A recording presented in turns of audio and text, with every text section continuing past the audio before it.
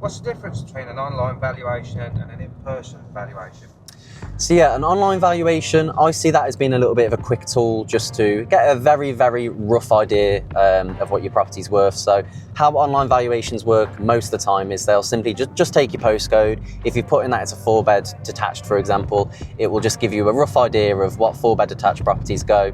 Take your postcode, go half a mile out and kind of give you a rough idea. But what they won't take into account is condition. They won't take into the fact if you've had the property extended, new kitchens, things that can really boost up a value when it comes to a property.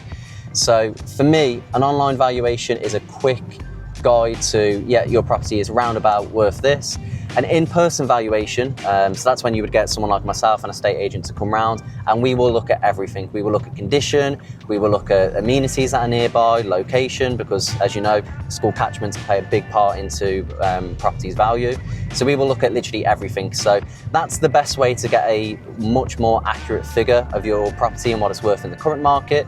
And an estate agent will be there to give you tips on, okay, if you do this, this will improve the value, or try and avoid these kind of mistakes that people make. So in-person valuation, even if you're not thinking of selling your property, but you're just curious, but you want as an accurate figure as possible, I'd always recommend getting an in-person valuation. People like myself and a lot of other agents, the valuations are free, the advice is free, and they charge no sale, no fee, so you'll only actually be charged if you sell the property.